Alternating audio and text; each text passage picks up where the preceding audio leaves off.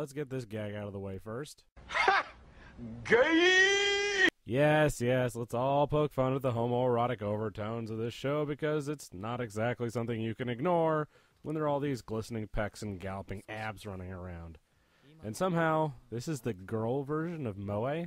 It would appear that there's not much change from what ladies like to see in their pretty boys, or at the very least what the concept of male beauty or attractiveness is. And KyoAni knows their audience. That audience apparently consists of men who like wobbly boobs and limp personalities, and women who like their men tortured, angsty, and ripped like Conan the Barbarian. Seems like kind of an odd inversion to me, but then I like girls who have some kind of force of personality, so that dissuades me from most moe characters. So here we are, looking at distressingly built guys. And good on them for making these guys look like actual swimmers, after all. I mean, Michael Phelps looks like he's a giant piece of beef jerky, but no one can argue that he's got the archetypal swimmer body. So what's the big old plan for this show? Ah, crap.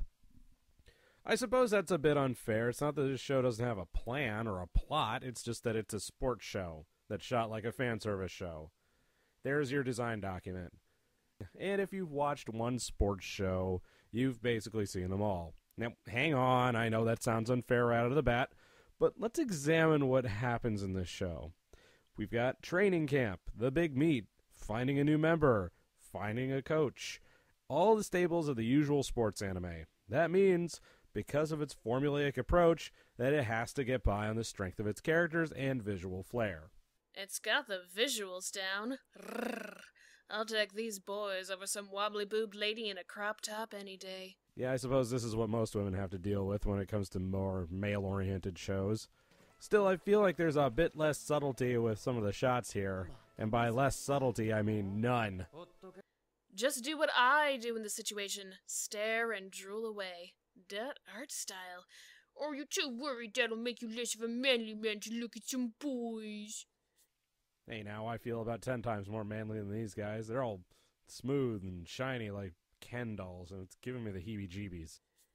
And this is different than most female fan service? How exactly?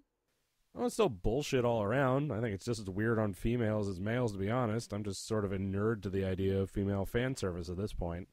So when I get bopped with something like this, I'm like, ugh. So it's more expectation versus reality that's giving me the heebie-jeebies. And also, I really hate Speedos. Yeah, fair on that. Ugh. Hey, Prophet, I've got a question. You're a clone or another dimensions version of me, right? So are you straight because I'm straight? Or do you like girls because I like girls?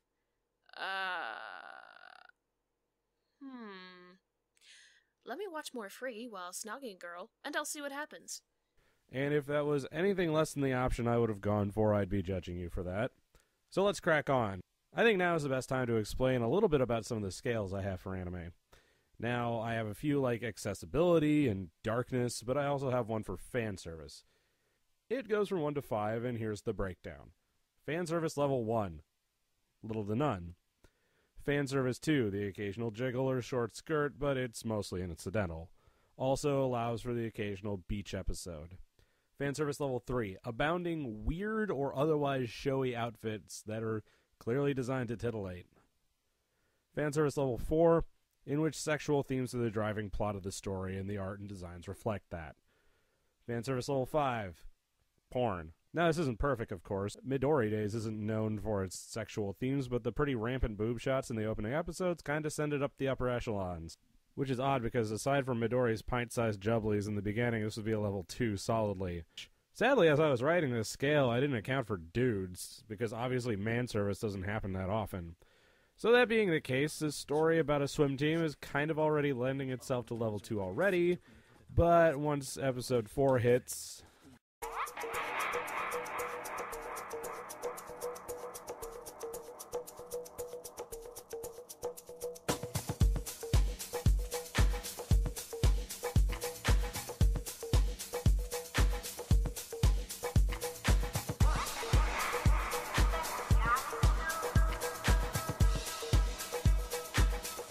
You may just have to amend that scale from 1 to free. So we have here 4 men with girls' names, because that's funny, right? So Haru is our main character, and Rin is his rival. If you're expecting a huge departure from the normal sort of sports anime, don't be silly. This is pretty much stock standard. Now, this isn't as bad as, say, the bog standard romantic comedy, since even if you aren't into the characters, the inherent drama of competition does keep the story moving along. However, I do feel like this sums it up very well. This anime is obviously a romantic school comedy. Haruhi and I are the main characters, so that means we are love interests. Yeah, then what are we? You boys are the homosexual supporting cast. You've gotta be kidding. It's distressing how well that worked. So once they nail down the backstory of the whole shebang, which boils down to I have to be the one to beat you, as is so often the case, the show begins in earnest. And because we love underdogs so much, it invariably starts with actually forming a team. Haru and Uke and Seme are all accomplished swimmers, but there are a few problems impeding them. One, there's no official swim team for them to join, so they have to make their own. And two, they have to find a staff sponsor. You remember when that happened in K-On? Because I remember when that happened in K-On. Then their club room is kind of junked, and by junked I mean full of weeds and shit. How am I supposed to get my man service without a pool to swim in? I feel like I was misled.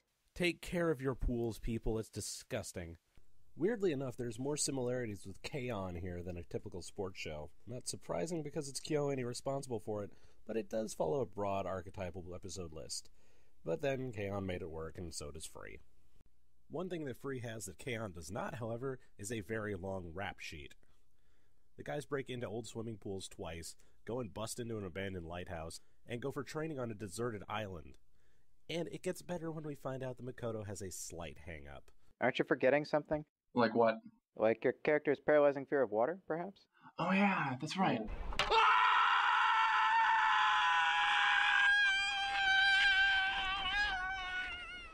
Alright, I exaggerate a little bit. He's afraid of the ocean, which is kind of a downer when you live in a fucking island. Still, he decided to wait until the worst possible time to tell anybody about it, and all this comes about because Ray somehow never learned how to swim. Never minding the fact that he's a phenomenal athlete, he decides to take a little late-night dip and almost gets sucked into a riptide. Great plan, you idiot! This leads to them having a strange bonding moment instead of, say, beating Ray until he can't remember how to spell pants. So good on them for the power of friendship. At the risk of sounding flippant, if you've seen one sports show, you can probably predict what happens in this show. You could almost write these shows by flowchart or coding.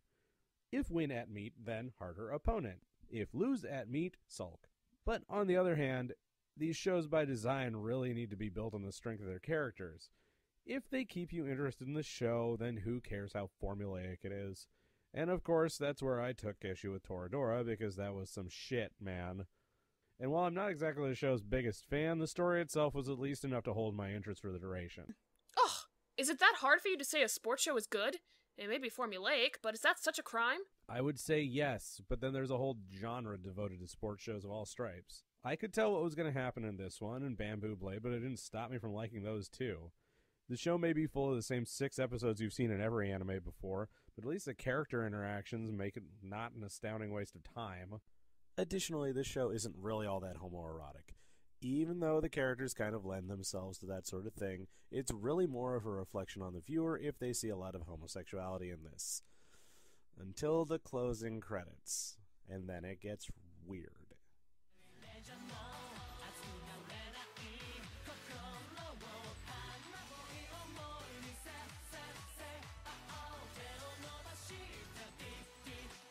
Additionally, I'm not the only one who's just floored by the horrific white boy dancing on display here, right? And the pastel 80s jackets they're all sporting. I mean, I'm not exactly the most fashionable son of a gun out there, but who let them out of their house looking like this? If you're looking for the bottom line on this show, it's this. It's a sports show shot like a fan service show. If that sounds like it weirds you out, you should probably steer clear of it. But if you have an open mind and appreciate subtle satire, you might enjoy it. So when you get right down to it, what's your tolerance for fan service? Man service! And if it's high and you enjoy sports anime, then by all means. And if not, well, I guess that means that Free is all washed up for you. Go home, Prof. You're drunk.